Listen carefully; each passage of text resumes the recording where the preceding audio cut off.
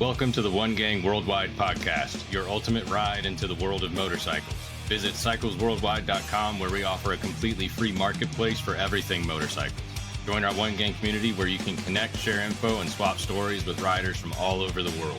Join for free at cyclesworldwide.com and be a part of the One Gang community right now. On today's episode of the One Gang Worldwide podcast, we're joined by Wendy Crockett, the first woman to win the Iron Butt Rally, showcasing her endurance and expertise in one of the toughest motorcycle competitions in the world. Wendy will share her experiences from the road, insights into maintaining peak performance over grueling distances, and her passion for empowering others through her mechanical knowledge. Let's strap in as we set off on an epic journey with Wendy Crockett, right here on the One Gang podcast. 12 years he spent planning it. 3 years I spent actively prepping it. And I got 70 miles outside of home before stuff went spectacularly sideways. And it did not stop. Wow. All right. Welcome to the podcast, Wendy. It's good to have you here. I'm excited you got to join us today. Yeah, thanks for the invite. I'm excited to be here. Yeah, for the people who may not know, Wendy is American long distance rider, actually a Guinness World Record holder, and in addition to the first female to ever win the Iron Butt Rally, which is basically considered the toughest motorcycle competition there is. So we got a warrior with us, and we're excited to hear her story and have some fun. Yeah. So Wendy, tell us a little bit about the beginning. How'd you grow up? What was your childhood like? Did your family ride? And, how did you get into the world of motorcycles? So, yeah, I didn't come from a motorcycle family at all. I have kind of my first motorcycle memory being on vacation with another family that brought, enduros, old Yamahas in the 70s, and riding around on one of those a little bit with my dad. And it just, in my mind, it seemed like the grandest adventure. I'm sure it really was a couple laps around a campground somewhere, but yes, I think that it just triggered something in me that I knew one day I had to ride a motorcycle. And of course, I'm sure like a lot of people out there, my parents said, over our dead body. So I turned 18 and moved out of the house. And my first order of business was to get my hands on a motorcycle. A Suzuki GS 550E was my first bike. Nice. How old were you when all that first started? When you kind of got that bug when you saw that? What was your age at that? And where did you grow up? I was I grew up in the Los Angeles area. Gotcha. And I was probably 3 years old on that ride. And then never between 3 and 18.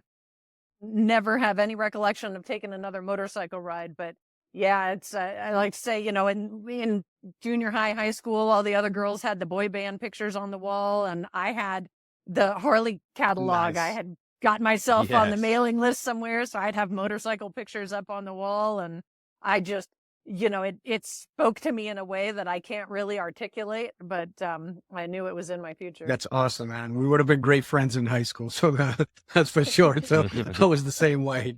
You got a pretty amazing situation. You're a factory trained technician, owned your own motorcycle shop for almost 20 years. Can you maybe tell us a little bit how you guys started into well, let's start with the first part. What got you into go to school to get you to learn how to wrench on bikes? 2 is let's go down to question wise is like, as a female in a male dominated industry, obviously, as a mechanic too, what was that like coming in, learning, and then what was your first job out of that? Where did you work? And then I guess the third part of the question would be like, how was it when your shop opened up and you had male customers bringing their motorcycles to you to repair? Because, the ego is a crazy thing. And a lot of these guys have, and they have this ego thing where like, I'm not letting no woman wrench on my bike, all this bullshit. So can you kind of just take us through that whole journey? It'd be awesome to hear. Yeah. So I had always wanted to be a doctor. That was my plan. I went to kind of a magnet program in high school where I became an EMT and I was certified on my Cool. 18th birthday, and had been working in the hospital all that time. I mean, that was really my goal. And I started having conversations with my coworkers, a lot of the younger doctors and things, that were saying, I'm not sure if I would do it again. The situation in the medical industry, with insurance and everything like that, it's just, it introduced so many different things into this career path that I hadn't anticipated, and I'm not sure that I would do it again.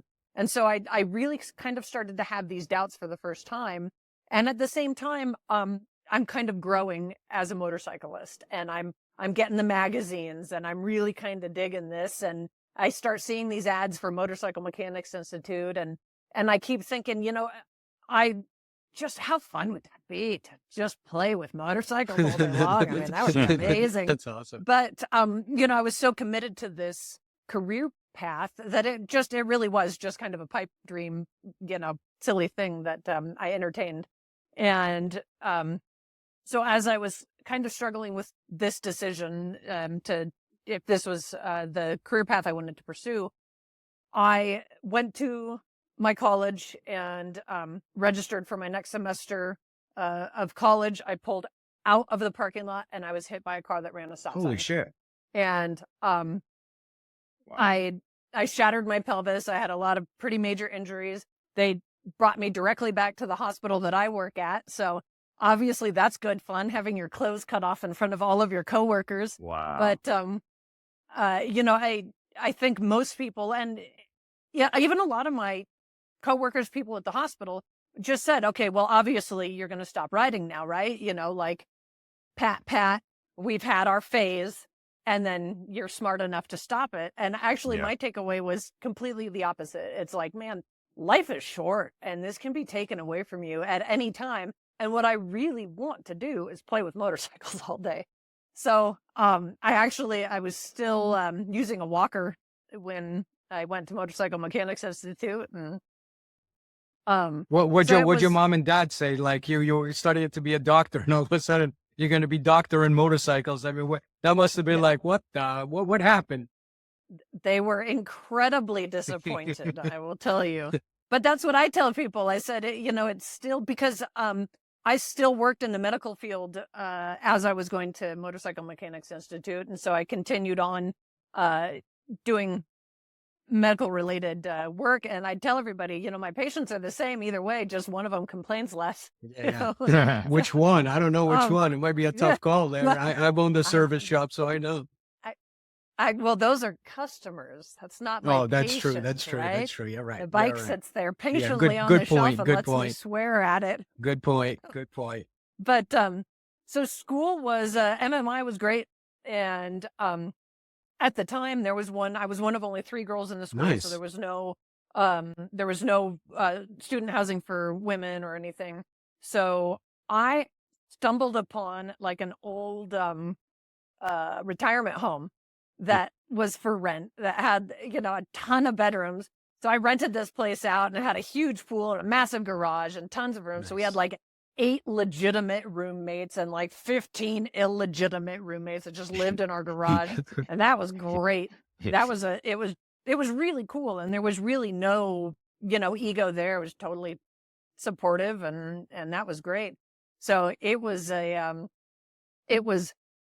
definitely a shock when I graduated. I graduated, head of my class. Nice. I had, top tech in some of my specialties, and, perfect attendance. And I mean, as good as you can get coming out of MMI.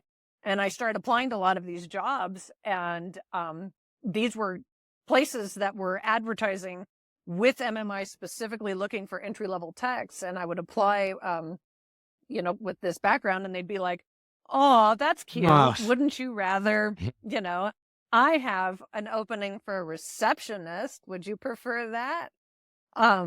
Nice and condescending. So what I ended up doing is just took a road trip. I got some offers in Los Angeles with some of the factories. And, in retrospect, obviously you're set for life when you get in on the ground floor with a factory like that. But I knew for sure the one thing I didn't want to do was go back to Los Angeles. I wanted to see the world and experience some different things. So, I just took a road trip with, I loaded up my Yamaha FC1 and wandered around the country because I hadn't done a ton of traveling before that. I didn't know a whole lot outside of the Western U.S. Did you go solo or with others? I went solo, and then some of my roommates joined in with me for bits and pieces of it. And if I found areas I liked, I would throw in, visit local shops and throw in some applications here and there. And I ended up in Augusta, Georgia. So about as far away from Los Angeles as you could get. Yeah. Cool town, though. Yeah. I worked for a small shop just across the border in South Carolina that did, this was at the very tail end of like the $100,000 custom phase. Oh, when the chopper craze, what was that? Mid 2000s, like 2005, 2006 time frame. Yeah, it was about 2001. Oh, okay. So this is all right. Gotcha. All right. Yep. So they did full on custom choppers, and they did kit cars and things like that. So that was my first job, and that was pretty darn good. I mean, considering I was in the South, I didn't get a whole lot of attitude. But did you have somebody that took you under their wing? Yeah, exactly. Tell us about that. No, I was just throwing in applications everywhere I could, and I'd actually started. I put in an application in Savannah, Georgia, and no, we're not hiring, but our sister shop may be in Augusta, type of thing. And then this probably isn't a good fit, but check out this place. And the guy jokingly said, and I called up and asked if they happened to be hiring. No, we're not, unless you happen to be a mechanic, and kind of chuckled under his breath. And I said, as it so happens, I am. And they're like, great. So it was a bunch of buddies that all worked together at a big local place. And so it was like 4 different guys that all had kind of this variety of experiences, and they brought different specialties into this business with paint and body work and engine building and tuning. That's and stuff a perfect like that. storm. It really was. Yeah, it was a really good experience because I was able to learn from all of them and work on a wide variety of vehicles. And also a lot of in the South there, a lot of really cool culture for customizing sport bikes and things like that. So a lot of really wild swing arm extensions and chrome and everything. And That's awesome. It was just all sorts of fun stuff. stuff. What kind of stuff did you get into at this shop? Or were they working on a little bit of everything? Were they specialize in V-twin stuff? What were they doing? It was primarily V-twin, but we could take in whatever I wanted to work on. So nice. Like I said, there's a really cool sport bike scene in the South there. So we'd get a lot of the custom paint jobs and custom build stuff for the sport bikes too. That's cool. But so go ahead. I'm sorry. Just hitting on part 3 of your question about how it was in my shop. So when I moved out to can I ask you one question before you get into that? Yeah. What point did you get to where you said, you know what, I'm going to try my own thing? And like, because there's a fine line there, right? Because you got a sweet gig, you're working, you're doing what you went to school for, and then where was it? Like, how many years into the industry? And I'm only asking because I've been in it for so long myself. So how many years into the industry that you were like, you know what? I'm going to try this, and I'm going, whatever it leads me to, I'm going to try it on my own. How did you come to that conclusion to do that? Because that's the risk that a lot of people don't take. They work for somebody for the rest of their lives, and it's cool, whatever, everybody's different. But wouldn't that entrepreneurial part of you like? But my dad always owned his own business. And so that was definitely part of the appeal of motorcycle mechanics over medicine for me. And now, of course, medicine has changed quite a bit in the 25 years since, and there's a lot of traveling medical professionals, which is great. So that may have changed my recipe back then. Who knows?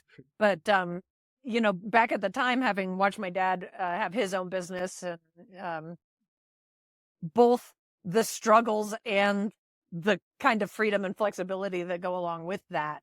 It was always something in the back of my mind that I wanted to do. And I was pretty happy in South Carolina, Georgia, but I had met my husband. Long story short, my husband is from Rapid City, South Dakota, where I live now. His best friend from high school was my lab partner at Motorcycle Mechanics Institute. So my husband would come out and visit his best friend, and we had met and hung out because my garage was the cool place to party. Nice. And so we parted ways, and I went to South Carolina, and he was working in Hollywood. So at some point we kept in touch for several years, and at some point it's like, I'm gonna have to bite the bullet and move back to California. Right. I really like this guy, Right. but he works in the movie industry, so it's a lot easier for me to find a motorcycle job somewhere else than it is for him to find A movie film job, work somewhere yeah. else. Right. But I didn't want to go back to Los Angeles, so I went back to Central California, and worked for a few different shops and that type of thing. But there was really, interestingly enough, in California more so than in Georgia, kind of always this undercurrent of, I have to work 3 times as hard to be seen as equal. So I started doing a mobile repair business on the side, and I, kind of accumulated several good clients with large personal fleets. Nice. And I would do, fleet maintenance for them, and again, a broad range of stuff from old vintage bikes to, brand new flashy customs, everything in between. And so very slowly I started building the clientele. Then we had, kind of the crash in 2008 where a lot of shops were closing. I started buying a lot of inventory and equipment from shops as they were closing. So just kind of very slowly building this, to the point where I got my brick and mortar. And then I had a lot of guys that are like, ain't no broad touching that bike, and, fine. Some of them went away and never came back, and that's awesome. But some of them became some of my very best customers, and it was real funny. We had a lot of kind of really old, gruff 1%er dudes that came in with that attitude. And by the time we were getting ready to leave California, I had my baby just not long. My daughter was born in 2014. So we'd been there in our brick and mortar for, 6 years at that point. And you'd have some of these same old guys walk into the shop, go, "Don't get up. I'm just here to see the baby." And go sit in the nursery and play with my daughter. Nice. Yep. Awesome. Just Took you in as family. what Yep. a change. Exactly. But, That's awesome. That's awesome. when you're good at what you do, eventually people It doesn't get over matter, man. themselves. That's the problem. We put too many labels on people and too many like woman, color, this. It's like, man, if you're good at something, doesn't matter what the hell you are, who you are, or what you do, as long as you can do the job perfectly. So Yep. that's cool. Exactly. That's cool. How many staff did you? Sorry, one more question. How many staff did you have as far as what kind of team did you end up building in that time frame in your shop? Well, our max staff, we had like 4 employees. That's So average. it wasn't a huge shop, but it was our town only had like 2,000 people in it, but it was That is a big shop for that size town. It is, because what we had a lot of contracts, service contracts for the Forest Service and Search and Rescue and Sheriff's Department and everything in our area. It was a big vacation area. So we were right on the lake, so we had all the watercraft and boats. We had one of the southernmost snowmobile areas in the U.S., just 8 miles from us. And of course, all the dirt bike trails and street bike riding and ranch rigs and everything else. So, I mean, it was. So you guys worked on everything then? Absolutely everything. Whatever made money, Yep. you took it in and did it, man. That's awesome. I tell you what, it's amazing how many people, load up their RV for their, once a year vacation without checking the batteries on any of their toys and without making sure their generators run. So we'd get, every once in a while, we'd have those generators. We're fixing somebody's vacation, Yep. But, Good point. Good point. yeah. So I imagine between helping new riders build new confidence and establishing relationships and even sponsoring some of them, and also your ladies garage nights and your community networking and support for community events and everything that you've done. I can't help but imagine a lot of it has been really edifying and reminding you that you're on the right path and what you've chosen to do with your life. What about, do you have any specific examples of just, getting slapped in the face with, wow, I must be on the right path here? And can you go into that a little bit? Oh man, it's hard to say. And what I like to say when, especially looking back at establishing the shop and building the shop, and when you're on the right path, that doesn't necessarily mean that things will be easy, but Right. it to me means that things will be evident. So, sometimes you just feel like in life, everything is such an uphill battle and none of the pieces are falling into place. And man, just it just doesn't feel right. It wasn't that. I mean, it was a massive amount of hard work. I worked 110 hours was our minimum, number of hours a week that we were open. And I was there every single one of them. And then I was there on my day off doing the stuff that I couldn't do when the doors were open. Right. It was hard work, but somehow everything came together. All of those pieces were just working. So, I like to, you kind of keep that optimism where you go, yeah, I mean, that's the sign from the universe that when you have people come back to the shop that came in when they were young kids and their, single mom is like, I don't know anything about motorcycles, but can you help? Can you point him in the right direction? And then he comes back to me saying, I just graduated from Motorcycle Mechanics Institute. Can I come to work for you? That's cool. Like that is awesome. That's awesome. That's chills. That's insane. Yep. Yeah.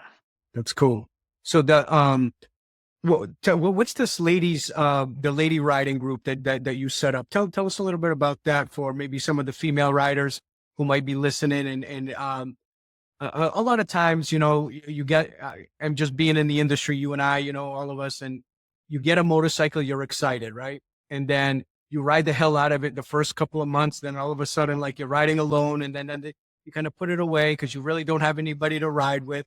What would you recommend for maybe like some people out there, or maybe tell us about your group and how that functioned, and maybe somebody can look for something close in their area, that type of thing. Just to help people be able to come out into the community and meet other riders like themselves to bond, travel with, the whole 9 yards. We know what the journey is. It's beautiful. And it's also awesome to share it with others. Yep. I haven't started any women's riding groups or anything like that. I do a lot of women's garage nights and garage nights in general. I mean, it's really, they a lot of times start out women focused, but it's really interesting to note, you kind of have the guys come in on the periphery and support their significant other. And cool. How many guys actually feel a lot more comfortable asking me, hey, can you explain? You kind of glossed over like the air mixture screw, and I don't know what that is. And like, they're not going to lose their dude card by just admitting that I don't really understand this, and can you clarify? So it is really interesting. But there are a lot of really awesome groups out there. There's Women on Wheels, of course, is one of the oldest continually operating women's rider groups in the country. And if you're part of Women on Wheels, I'm going to be speaking at their national meet coming up this year. Nice. So Where is that? By and say hi. Yeah, that's actually going to be in Rapid City. Beautiful. As well. Is that during Sturgis? So, Nice. No, that's going to be in July. July. Okay. I believe. That's cool. June or July. But yeah, there are more and more groups coming together, and of course, near and dear to my heart is long distance riding and rallying and that type of thing. There's a great new event called the Valkyrie Rally, and that is an all women's rally designed to and rally kind of in my terms, not necessarily how most people define a rally. So not like a Sturgis rally, Right. but like a scavenger hunt on two wheels almost. And this one it's all women's. all totally supportive. There's a ton of background information kind of teaching you how to handle waypoints, whether you're using Basecamp or Google Maps or paper maps, and how to plan your route and the timing and checkpoints and stuff like that. That's cool. And so they had their inaugural event this year, and it was so much fun. I did it in my sidecar rig with my 9-year-old daughter. Yes. And yeah, it was a blast. It was super supportive. Most women kind of came solo or maybe with one or two friends. And then you end up with this whole massive group of new friends. That's awesome, man. Good for you. Yeah. And women on the East Coast, another phenomenal event, if you're really looking to meet some other passionate women riders, is the Mid-Atlantic Women's Motorcycle Rally. And that one is more traditional rally, like you'd think, just a gathering, a weekend gathering with events and group rides and that type of thing, but also a lot of seminars on, I was there last year. I did several seminars on bike maintenance and, awesome.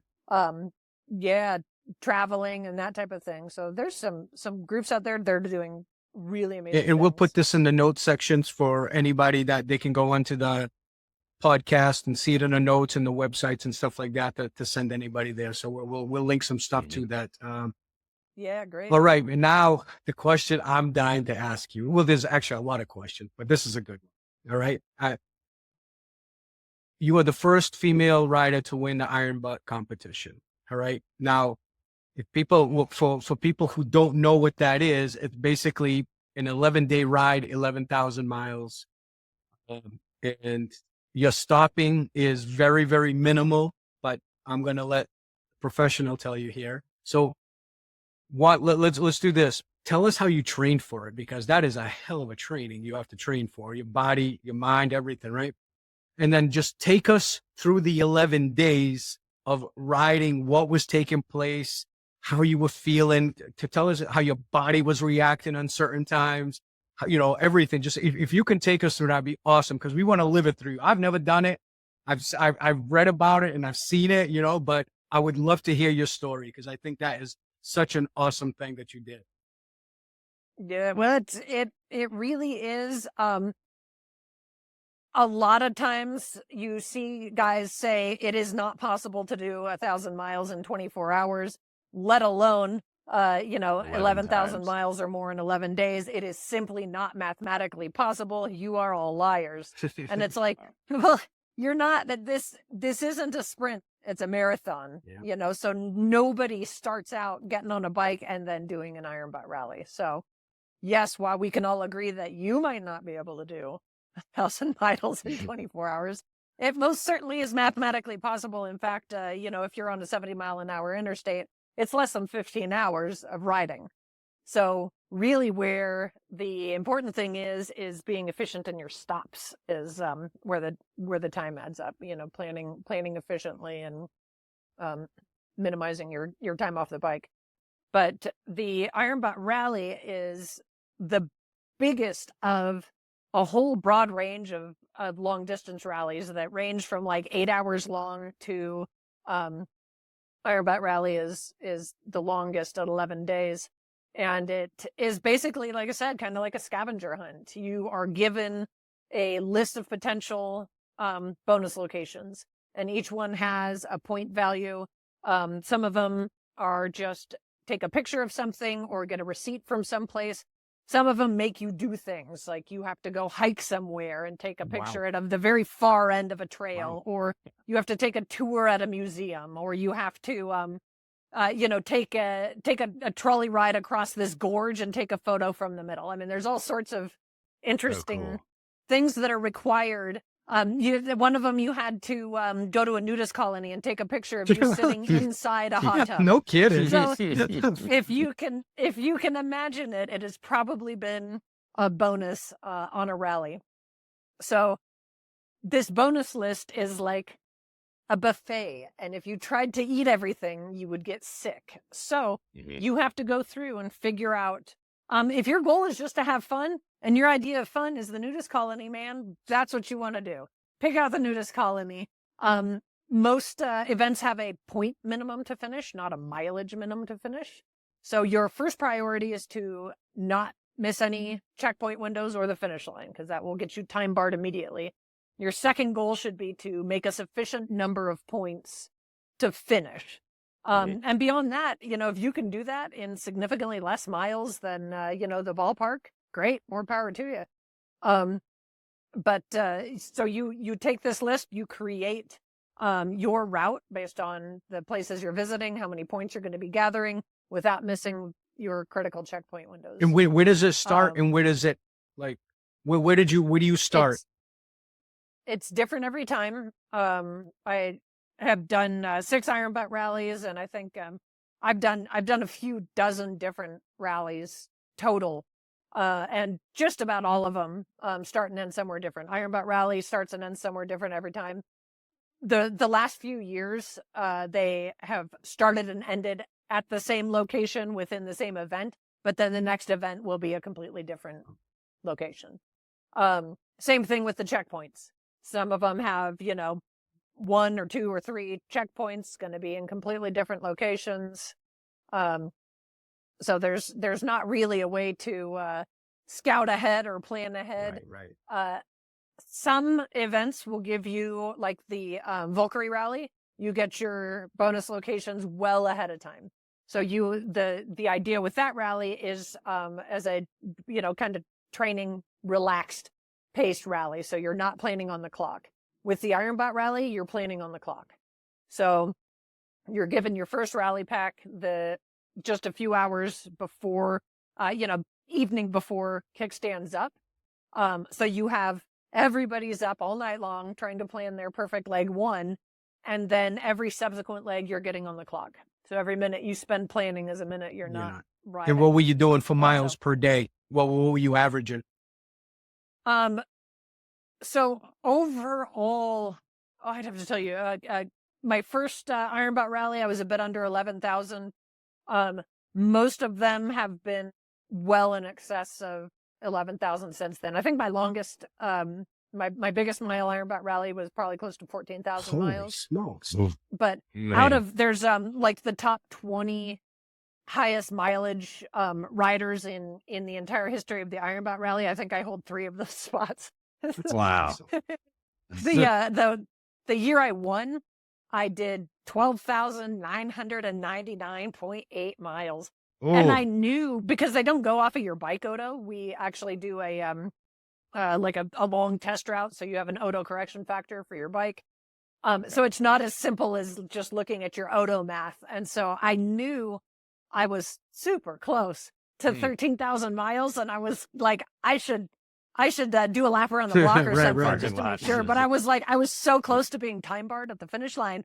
I was like, I'm going to get stuck in traffic and I'm going to be, time barred from the event, but I will never live down that 0.2 miles. Gosh. That's funny too. You're putting in 110 hours, in your work weeks. And it's kind of funny to think that these 15-hour days on a bike, you're probably thinking in your head, hey, at least I get to sit. Yeah, I'm riding and enjoying. Well, You've interesting. Been tried by fire. Of the 6 rallies, 5 of them I was actively running my business. The rally I won was actually the first year that, I was working for somebody else that year. I walked away and my rally was my own and I wasn't juggling parts calls and, here's what's going on with this dude's bike. Right. That was like, man, that's a nice vacation. This is what it feels like. True vacation. Yeah. True vacation without thinking about the outside world. Yeah, for sure. That's crazy. Were there any days? I'm going to stay in your record breaking, the one that you won that you set the record with in 2019. During that time frame, were there any days where you're like, what was your body going through? Because I've done 8,000-mile trips, but it took, we did a cross country and then all through Canada. But there was days in betweens where you stop, and there are days where you're fatigued. Your body's just tired, from grinding on the highway and battling weather conditions. What were you going through? Take us a little bit in the beginning, you're fresh. Obviously, your body's fresh, your mind is fresh. But then once you start getting your ass kicked a little bit as you're going, what was that like for you to battle through that? Like coming towards the end, knowing that how close you are, but how far still you have to go. Yep.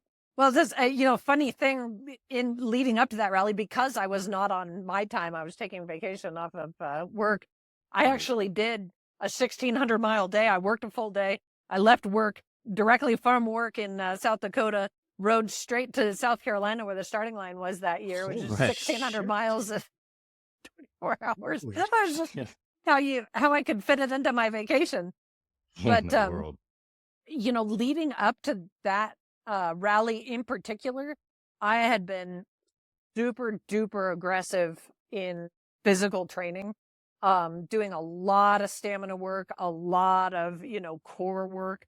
You kind of underestimate how many muscles you use riding a motorcycle. And at this point, I joked that the best prep I did for the Iron Butt rally was having my daughter, because, then you get used to being fully operational on virtually no sleep every day. She was 5 years old at the time. So, we were just coming off of the little kid phase.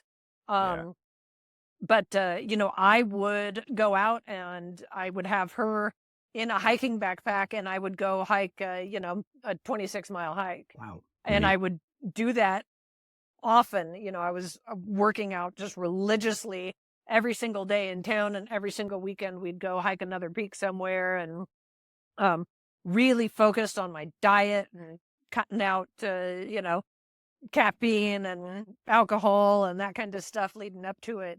And it made a huge difference. And again, over the span of all the rallies I did, I mean, kind of like everybody else, I think you hop into your first rally and you're like, all right, time is of the essence. So I'm going to stuff a hot dog in my face and grab a Gatorade at a gas station and call it good.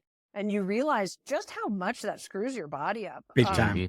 Particularly if you're not used to eating that way, if you usually eat semi-decent, and at least it makes it really difficult for you to gauge your level of fatigue. What is food coma versus what is legitimately your body saying that you need to stop and get some shut-eye.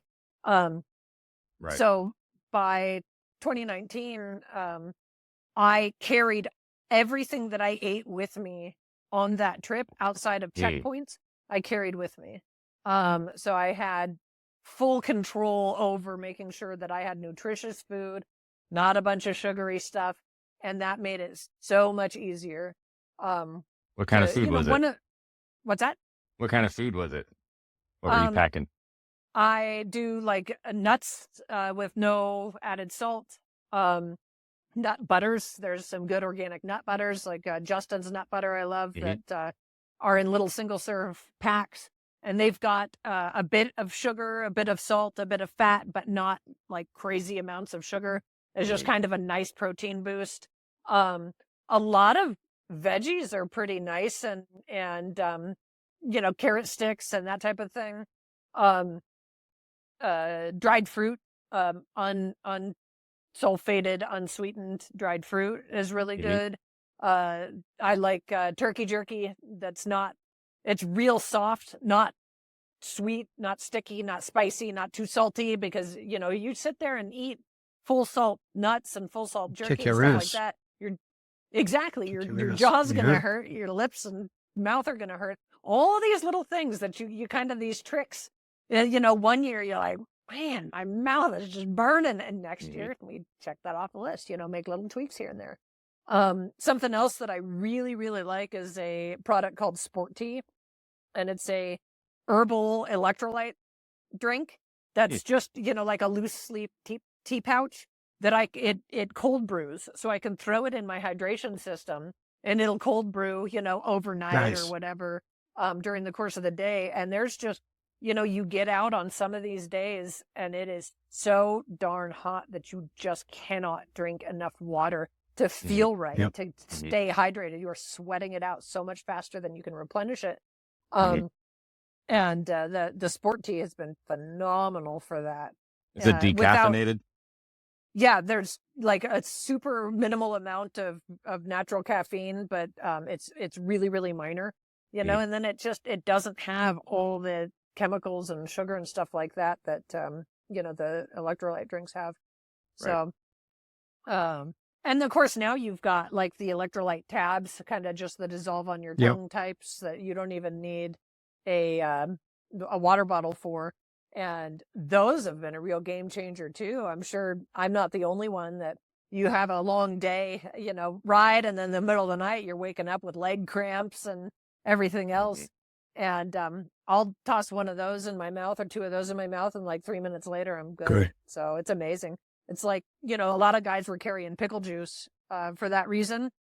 And now we've got, always these new products coming online. That pickle juice was great, but the electrolyte tabs take up a lot less room in the tank. Yeah, it's crazy. So. I cannot believe 1,600 miles. Holy smokes! In one shot. That's absolutely amazing. I mean, what bike were you riding during this anyway? What are you riding on that?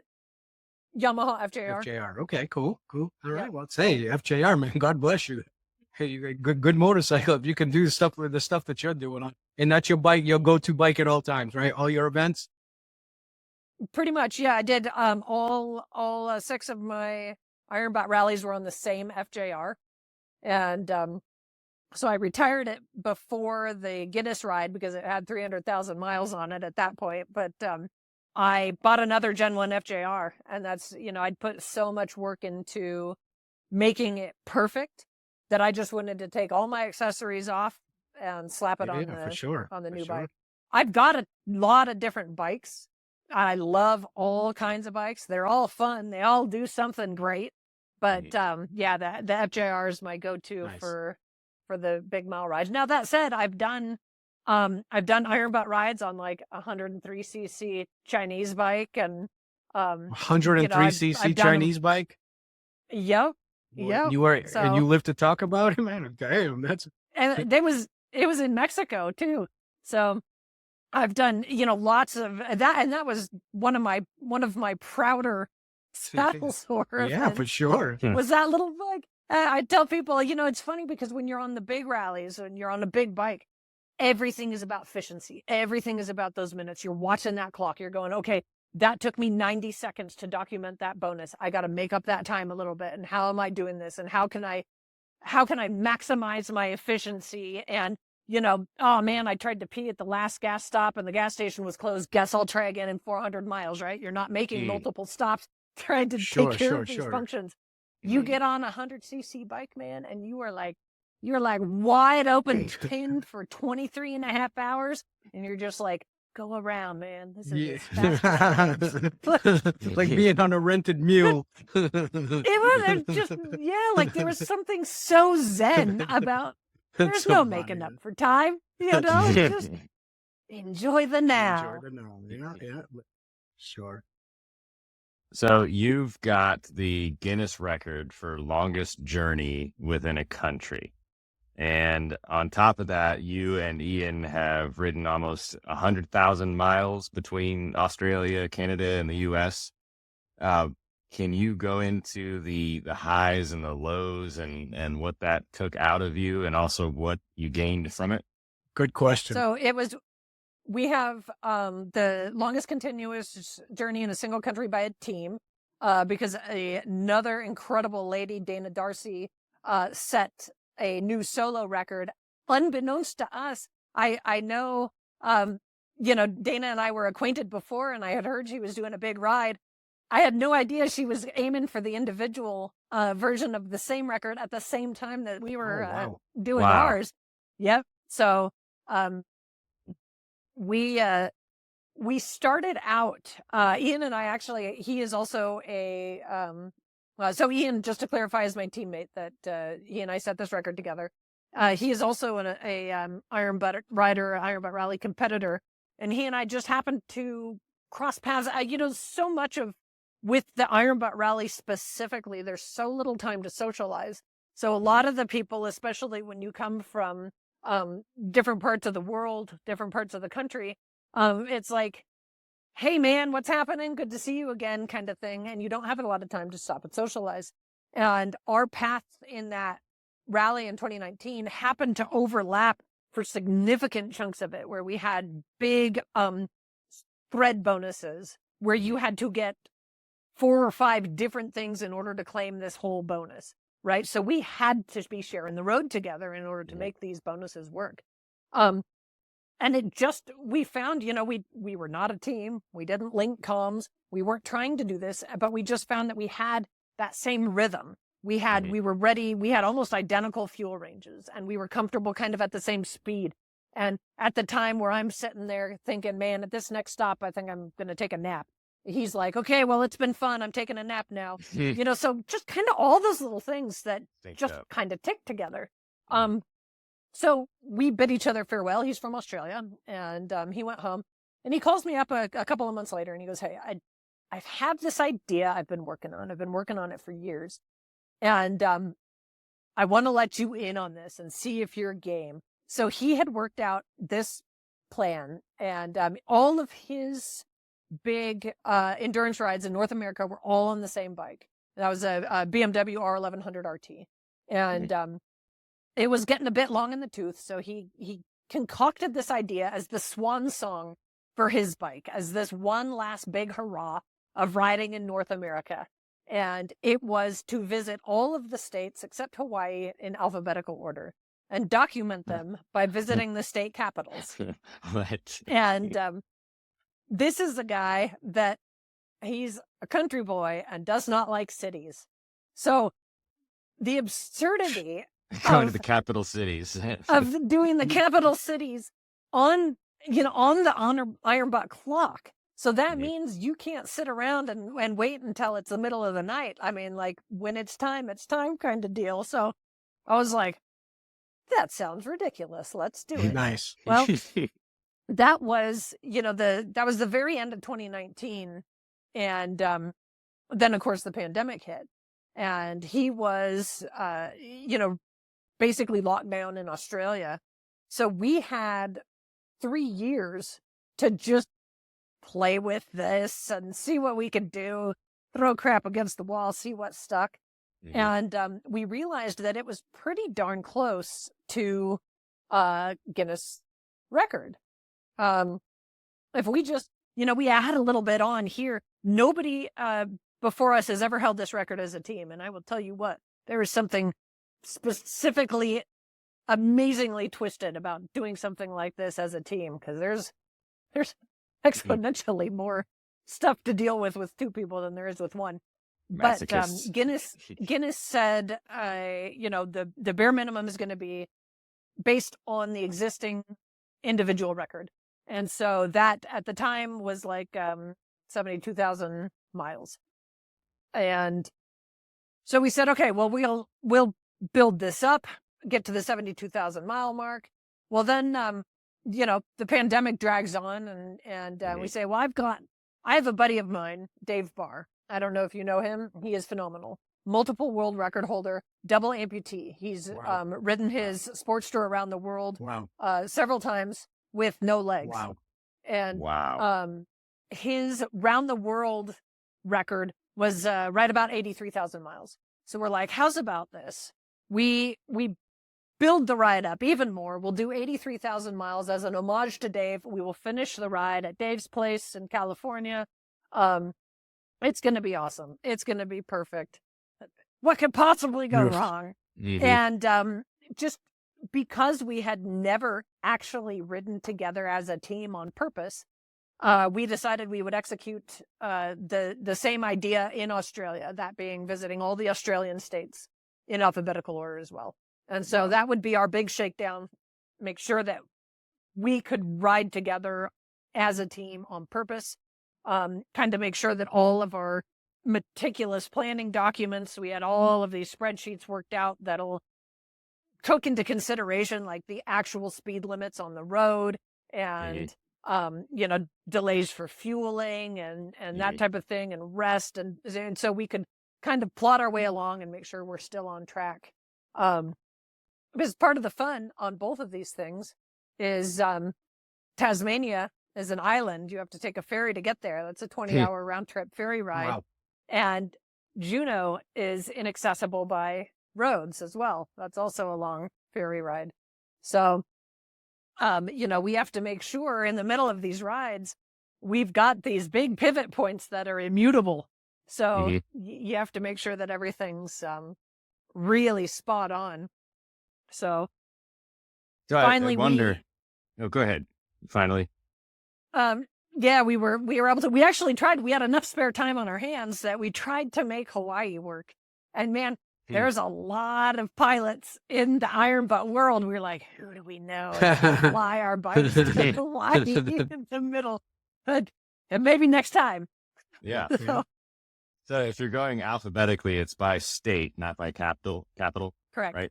Yep. So just thinking right off the bat, you've got Alabama, Alaska, Arizona, right? I have a couple of homeschooled kids, so this is fresh on the mind. Is there any stretch that's crazier than or as crazy as Alabama to Alaska, then back down to Arizona? Not as far as mileage. No, I mean, that's really the big one. What made it fun and crazy is how many times you would pass immediately by capitals that it wasn't time to get it. So then like you have to come back to. Yeah, so we had I think Virginia. I made a video of us driving by the Capitol building in West Virginia, waving goodbye to it on our way to Washington State, and then all the way back to West Virginia to get that Capitol. And there were several like that where you go like from Maine past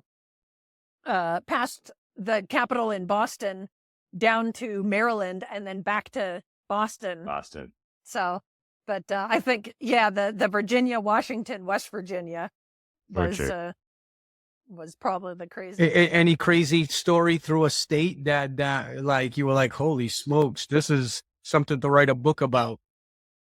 Dude, this whole thing,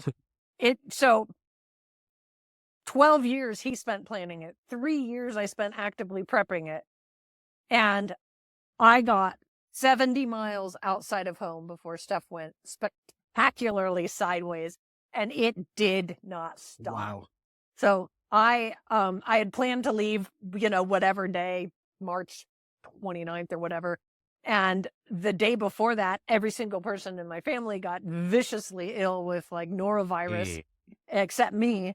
So they said, you need to get out while the getting's good. Get out of here. And so I was finishing up, just kind of slapped all the rest of the stuff. And I had, my truck and trailer with the bikes, and we were setting up a service depot in the middle of the country in Odell, Illinois.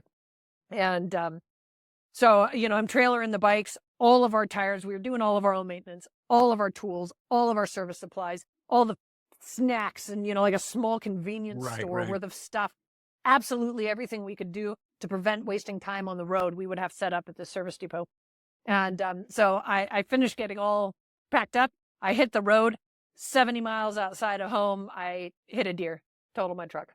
So holy crap. Never hit a deer before, never hit anything big enough to do any damage before. And here my truck is completely totaled. And we were like, well, at least we got all of our bad luck out of the way early. And then my poor husband, who's viciously ill, has to drive his truck out, swap everything out. I mean, if there was an upside, and it's, again, we did write a book. And we just kept saying over and over and over, like in the middle of all of our bad luck, we had such good luck. Because at least I was within the free tow distance, and my husband didn't have to drive that far. Right. Or in the AAA free tow distance. Yeah. Yeah, exactly. So he brought out his truck, swapped everything over on the side of the freeway, and he rode home with the tow truck driver and my totaled car. And, off I went. But there was so much stuff that was so left field that just was constantly going wrong. Give us some examples. Well, I hit a deer. I hit a kangaroo, and it was, obviously it's always a possibility that the roo there, like deer here, and I'd had some bike problems. Ian bought a bike on my behalf in Australia, and once I got there, really started digging into it, it had some pretty serious mechanical issues where we're Right. like, well, don't have the time to fix that, so we're just going to pretend it's not happening. And what was it? Hope for What the would you best. diagnose it as? Oh, it had like a crank Oh, issue. shit. It had just this gnarly vibration like a Harley, and it had it had huge oil blow by like in cylinders 3 and 4. One of the spark plugs was seized. Just all this stuff. Like half the hardware of it was non-OEM hardware. So not only did somebody take the engine out at some point, they split the cases at some point. So, I can look at all of this and immediately tell that, because Ian is a mechanic, but he's a diesel mechanic. So I can tell all of this non-OEM stuff at a glance, where, he didn't know necessarily that this, some of this stuff wasn't right. But, so we hit the kangaroo. I hit the kangaroo, and I went down and I scrubbed off a bunch of speed, but hadn't downshifted fast enough. So I, kind of went to power out and just bogged down, hit him, tipped over. And so it's the middle of the night. Ian turns around, comes back when he realizes I'm missing. We're sitting there going, okay, checking out the bike, checking out me, making sure everything's okay. And then we both kind of just like pause, and we're like, we can't tell anyone about that. Everybody's going to tell us to stop. Everybody else is smarter than us, that is going to look at this and say, okay, you need to quit while you're ahead. This is the universe telling you it's not going to work out right. But yeah, I had, so just, it's hard to even summarize, but I ended up having one non-emergency surgery during the trip in the course of these rides. Yep. On the clock. We had, like epic weather events, like record setting in Australia, like flooding worse than they had seen in like 80 years, and roads were washed out. And in the US there was all sorts of record setting heat and record setting rain. And I had another surgery there. And how long were you laid out for after the surgery? So the one in Australia was like 11 days. The one in the US was 8 days. That was supposed to be an outpatient related to my first surgery. Wow. That went awry, so we lost 8 days there. But the big part of it was like major issues with the BMW, and none of them were, and I don't want to spoil too much of it because it's all in the book, but like none of them were specifically BMW related. It was all just like these nagging, ongoing issues that was really being problematic. And as crappy as it was to live it at the time, it gave us this beautiful story arc where we have this crescendo, story. Like right before we were like 800 miles shy of the Guinness World Record minimum, when we have just catastrophic failure, and figure out what had been causing all of these problems all along.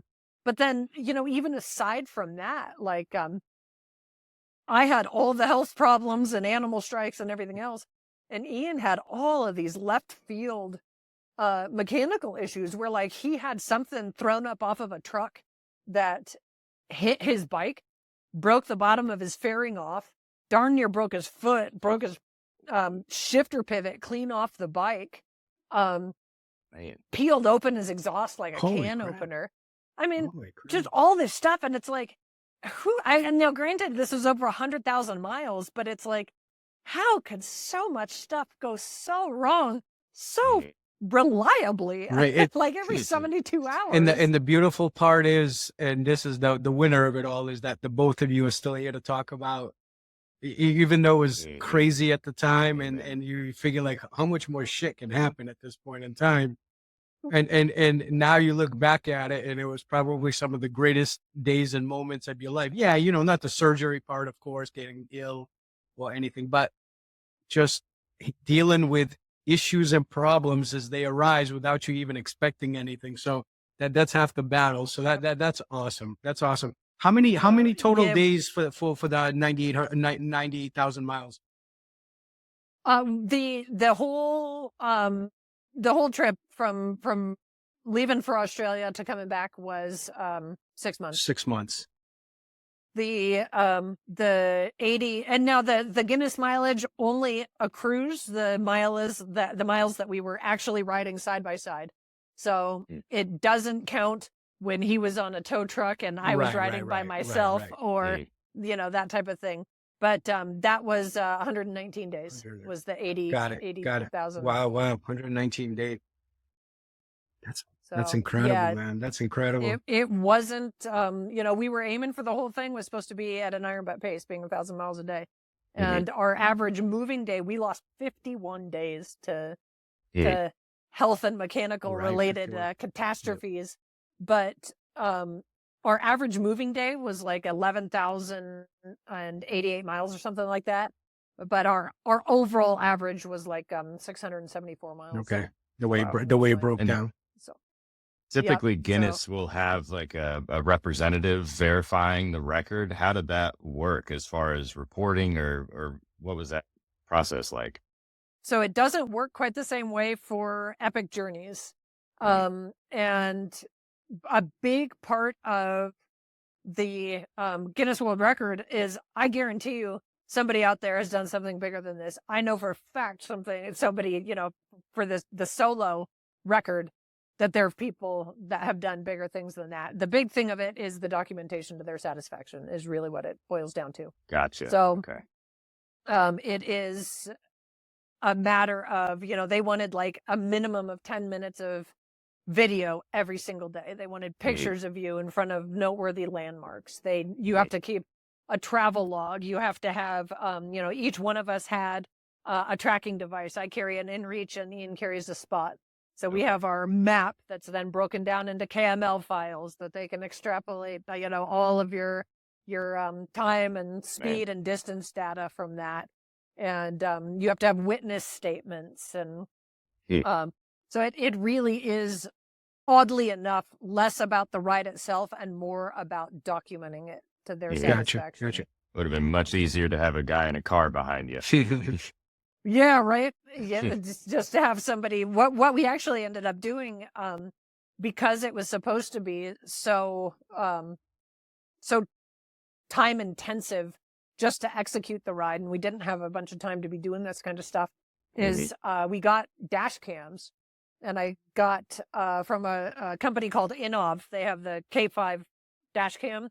So we have, and it's like 4K forward facing, 1080p rear facing. So really good quality. I mean, like action cam quality stuff. And wired the forward facing one facing forward, the rear facing one. Ian fabbed up like a little pivoting mount that we could lift the camera off or pivot it around. So, that was great because we could talk to the camera that has a microphone. So with that cockpit cam, we could kind of narrate what was going on that day, what we were looking at, that type of thing, move the camera around to catch the thing of interest. So that was really cool to have. Great time savings. Not that we're trying to coach people on how to be at a No, for sure. Great time saving, but also, again, we set into this and we have in the long distance community, you have so many amazing people doing so many amazing rides. And most people, you talk to them and you're like, yeah, man, it went great. Everything went fine. It was good fun. So we fully anticipated, for as much work as we had put into planning and prep, that it was going to be the same thing. It was going to be like, man, we're not going to have a story to tell. We're going to have so much boring stuff to sift through at the end of this. And that was not the case. No way. So we were, no way, for really grateful to have that documentation. That's cool. That's a lot of work. So that finished up. You've done a lot of you've done a number of stories, articles that you've written and appeared in, as far as little docuseries, things like that.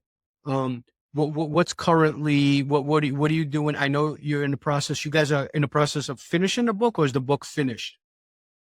The book is finished. It's back from the last round. of the editor, and within it should be just a matter of a week or two. It Great. should be available on Amazon and Kindle. Can't wait, and, man. I'm looking forward to that. That's going to be cool. That's going to be awesome. Yeah. Well, yeah, so do you have any, awkward question. Do you have any goals left? Like, what do you do Yeah. next? There's always a For next. sure. Yeah. I mean, if you got the wanderlust, Mhm. there's always going to be something more. But yeah, that was our question. Is it's how boring would it be if you just went to do more miles doing the same thing? You got to change Right. something up. So, we're going to do something on a wildly different bike, or an old bike, or a small bike, or, what's next down the pipes. So we've got another really big ride, hopefully another, super giant record-setting ride that we should know within the next couple of weeks here. We should have confirmation, and that should be going on at the end of this year. So Awesome. we'll have to All right, wait and get the we're gonna stay on top of this, so we're gonna be chasing you down for information. But yeah. all right, so at this point, what would you tell someone that's listening that maybe has always had this itch to chase their dream or do something that passionate about, but maybe the people they surround with tell them you're crazy, don't do it, or they're a little bit scared to do or take that next step? What would you tell somebody based on your experiences and you taking the risk? What would your words be to somebody that's like, oh man, that's amazing, everything she's done. How can I do this, something like this? What was life-changing for me was when I stopped asking for permission. And I mean, just all across the board, I stopped asking for permission to advance as a mechanic, and I just did it myself. And I, stopped. You have a lot of riders, especially when you like doing big miles like this and extended trips like this. The vast majority of riders aren't into that, and that's super cool.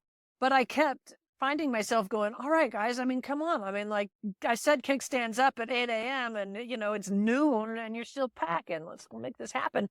And I started realizing, I don't need your permission. I don't need you to come with me. Like, I'm leaving at 8. And if you want to ride with me, you can be here at 8. That's right. We're ready to ride.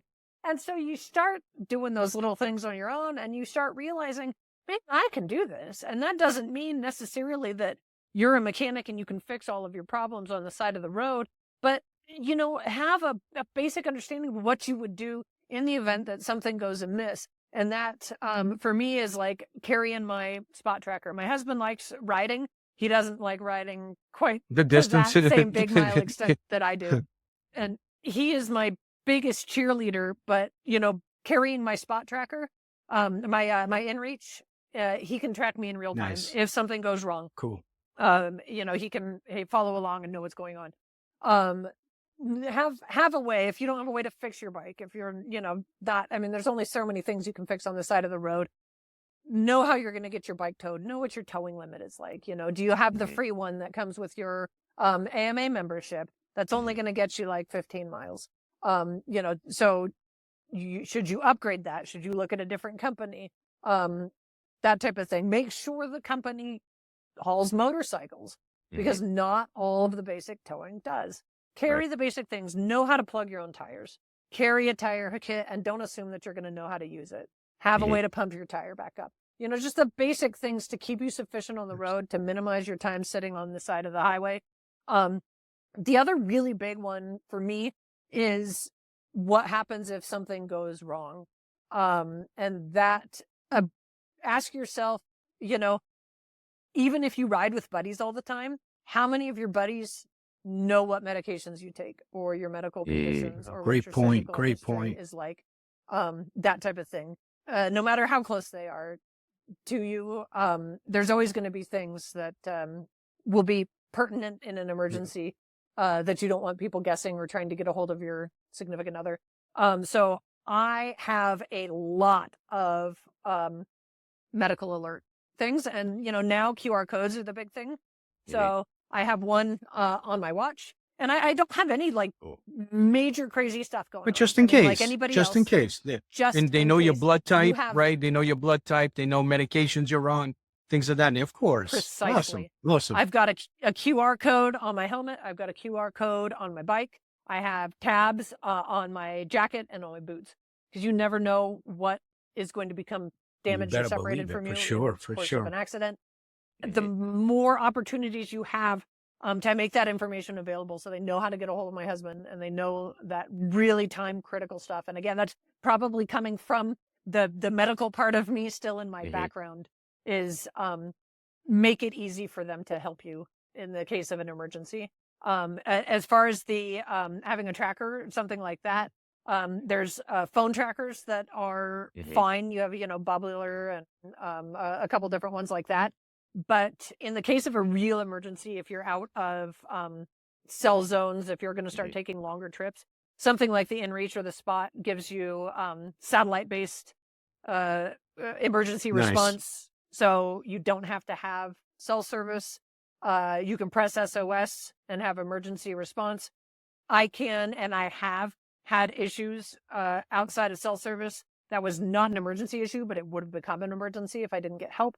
I can do two-way messaging to somebody that then gets my GPS coordinates and can get help to me. And the person that is being helped is not always you. So carrying that with you often. Agreed. I think. Agreed. Yep. For sure.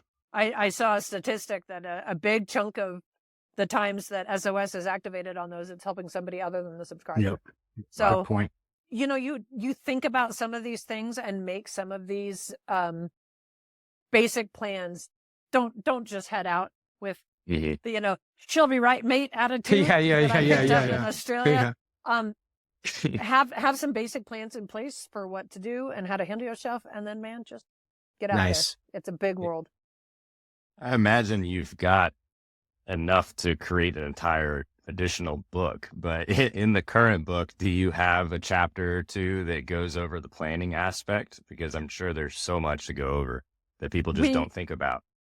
The book is a monster, and it's 800 pages already. And that's hitting the high points of the major chaos.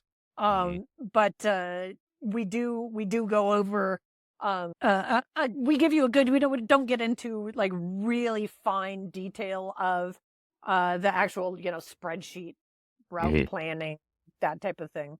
But we do go into how we set up our service center and what kind of things were important, what kind of stuff we carry on the bike, how we make all of those things work. Some good things to think about in terms of minimizing how many different cables you're carrying to charge things and how to charge things on the bike. And we go over some of that. But really in the big scope of chaos and mayhem, the planning was a drop in the bucket. Yeah. But that's cool. Definitely some tips in there. Awesome. And then your mobile toolkit, what are you packing? What are the essentials? What we ended up doing for the Guinness ride, we had some service like at a storage unit. So we had the whole storage unit, and I mean, like as a career mechanic, we had dang near everything. And I will give you the same advice that I give people when they're planning for their trips. And I mean, if you're just going a few hundred miles on the weekend, or if you're taking on something like this, and that is to go through your bikes.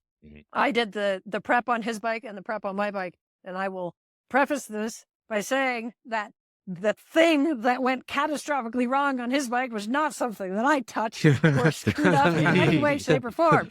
But go through both of the bikes in the prep, all of the accessories, all of the service stuff, every single thing that you touch or adjust, write that down. And I mean, if you needed a pair of pliers to loosen up your dipstick, write that down. If you needed a shop towel to wipe that dipstick clean, write that down.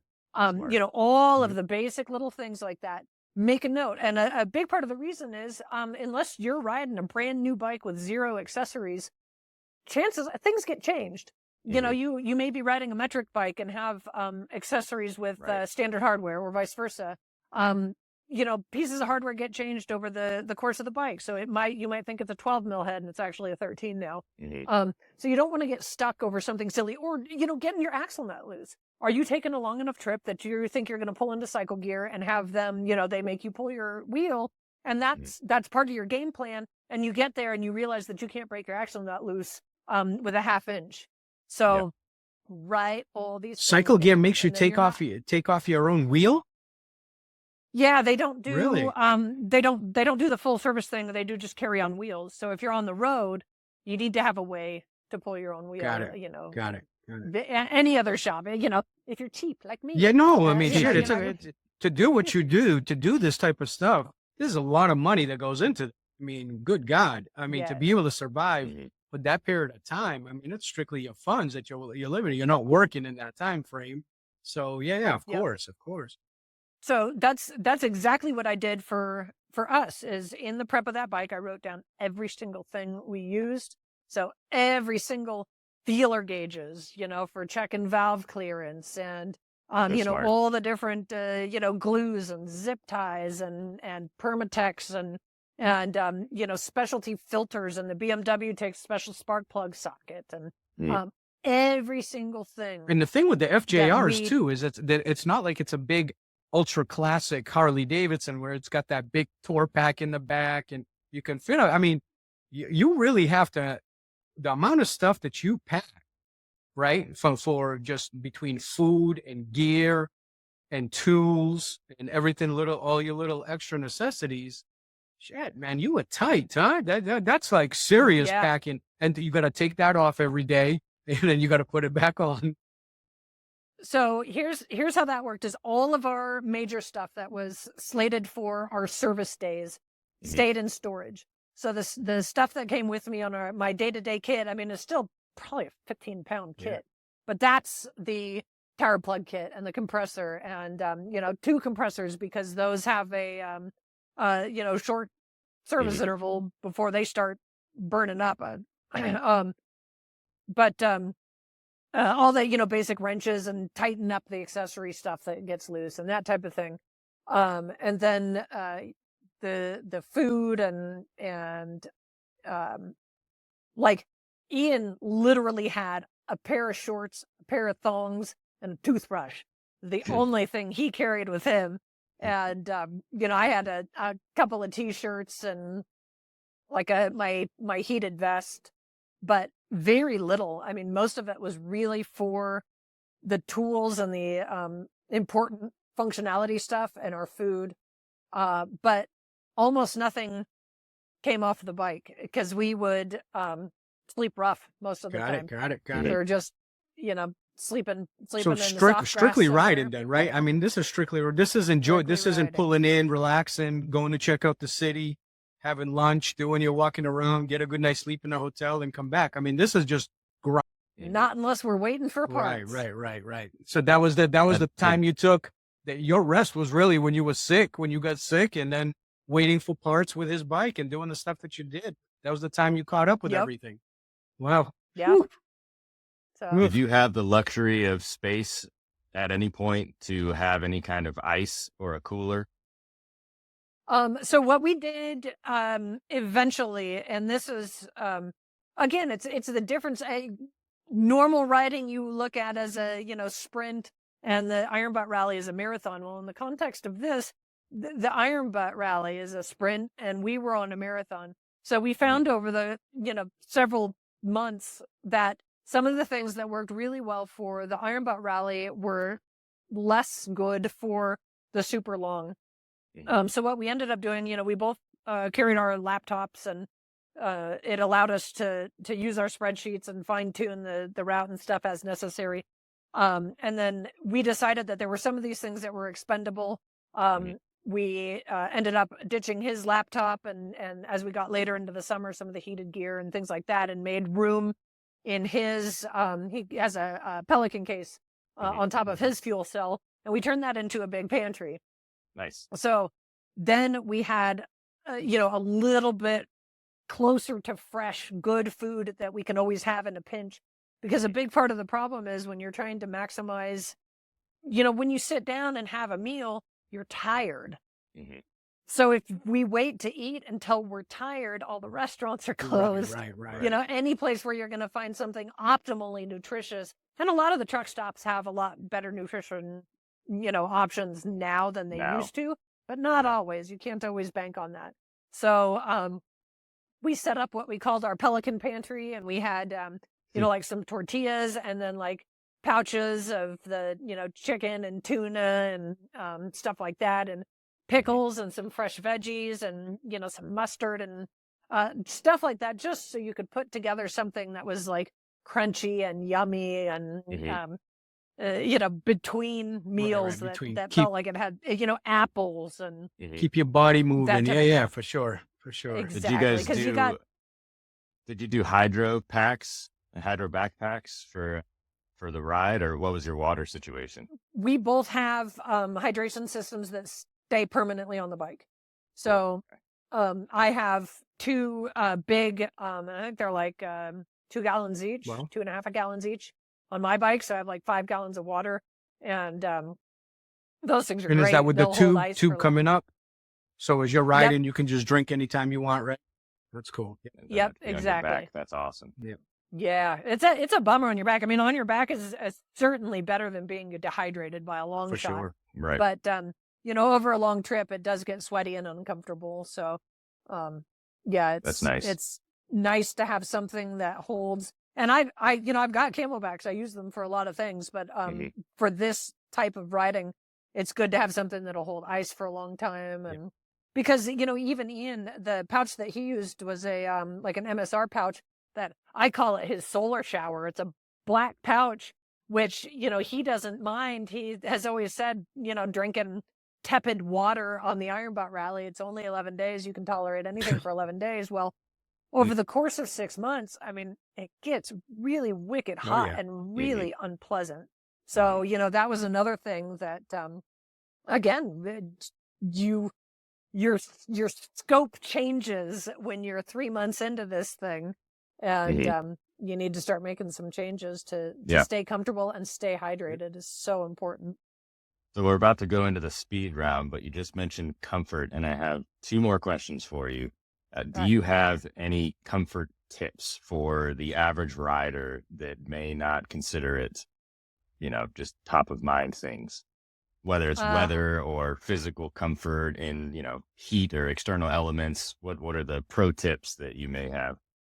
I would say the best money I have ever put into my bike, and the primary reason I now own 6 Gen 1 FJRs, is my custom seat. And I don't mean like an off-the-shelf custom. I have a company called Russell Daylong that makes my seats, but there are several full-on custom companies where you either ride into that shop or you send, you know, all of your body measurements and your weight and what you're trying to accomplish on your bike, and they make a full custom seat for you. And that is absolutely, I can take my Russell Daylong seat from here, put it on the airplane with me, and slap it on my FJR in Australia, and I am happy as a what do you have, like air pads on the butt area? No. Like how is that set up so you don't go numb? So they have the Russell Daylong seats kind of have a wide, almost looks like a tractor saddle shape, so it gives you more support in that way. But a big part of it is because it's so specific to you, you don't end up with all of the same kind of pressure points and discomfort. So my husband also has a FJR, and he also has a Russell Daylong seat, and I hate his seat, and he hates my seat because of the different and that's sizes. how you know they've done a good job. Yeah. Especially because of my injuries, because of my broken pelvis, I sit wonky, and stuff doesn't always work right, but my saddle is asymmetrical and is so comfortable that if I'm having one of those days where I'm just hurting, the most comfortable place for me to be is on my bike. So that's a good seat. So definitely, for sure. If I had to set out on a super long distance ride and I could only take one thing with me, it'd be my Russell Daylong. All right, cool. The next comfort item I definitely recommend is super good base layers. And I wear LD Comfort, which is specifically made for long distance motorcycle riding.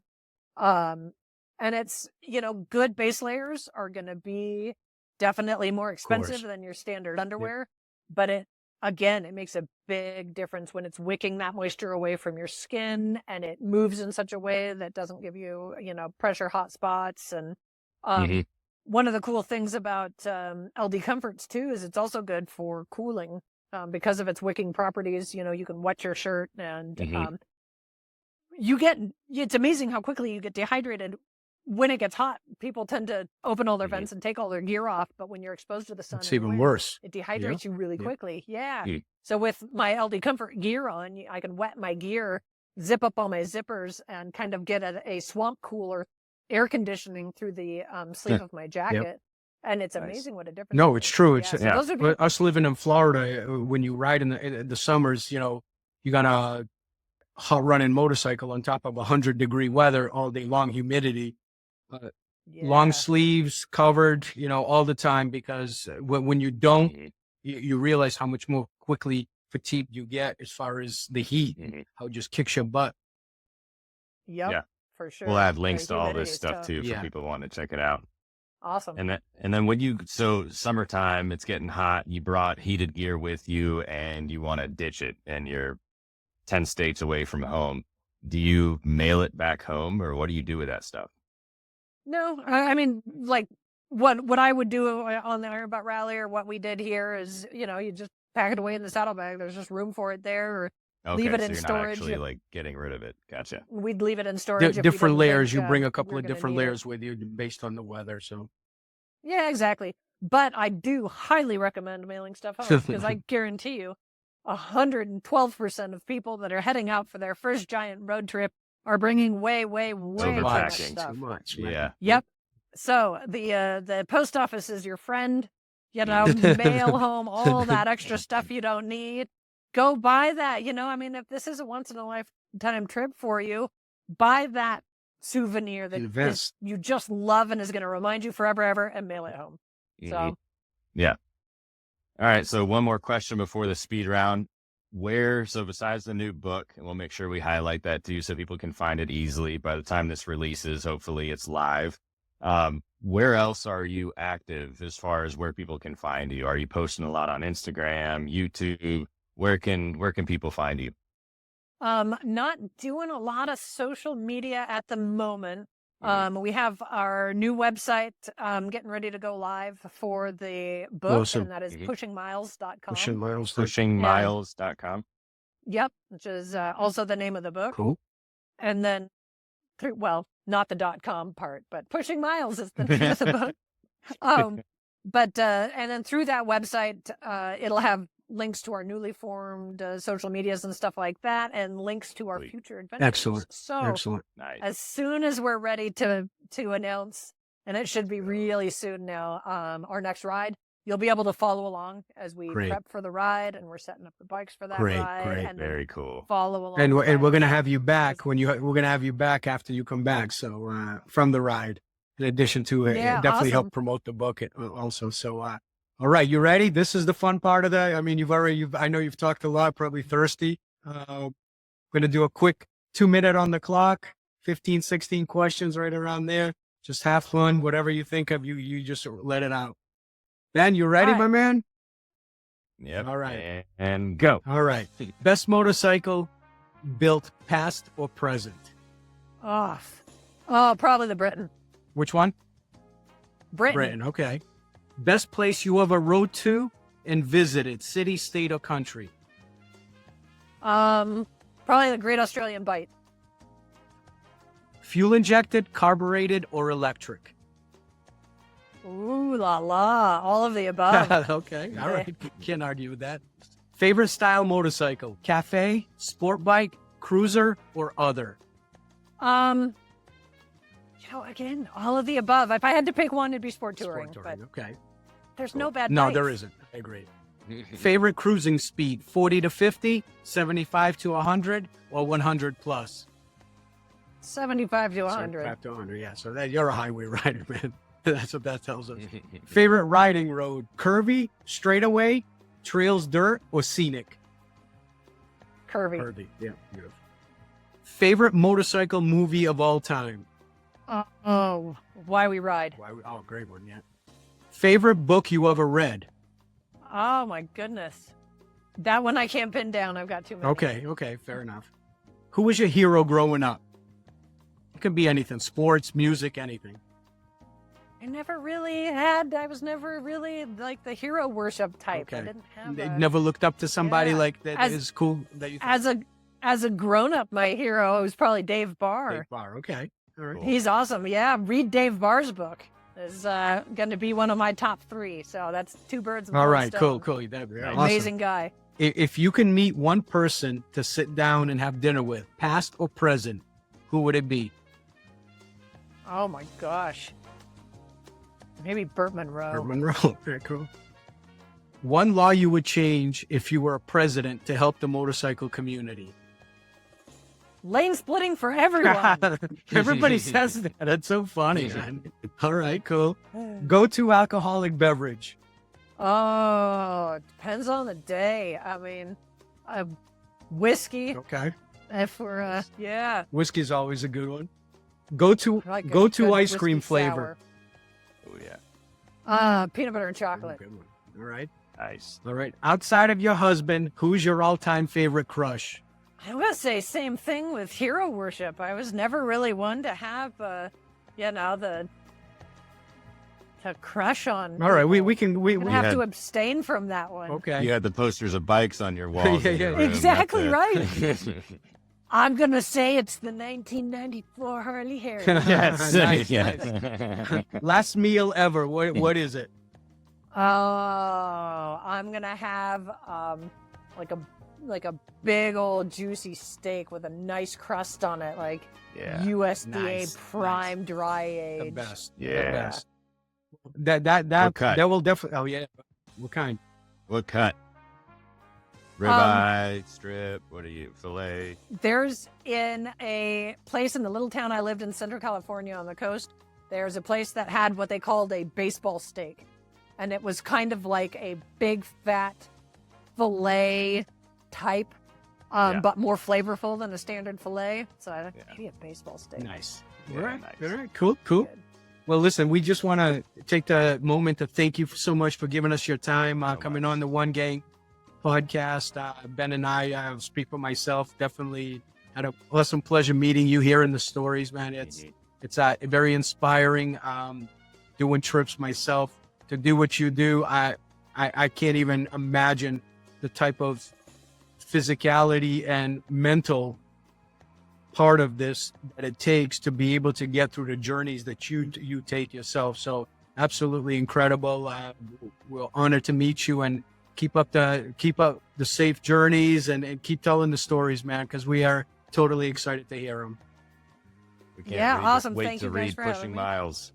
Yeah, for sure. Excited For to read the book. For sure. Can't wait. So Great. thank you so much, and have a Thank kick-ass year. I hope this book really takes off for you guys, and we can't wait till the sequel. So Yeah, same here. Hopefully the sequel has a lot less breaking down. for sure, yeah.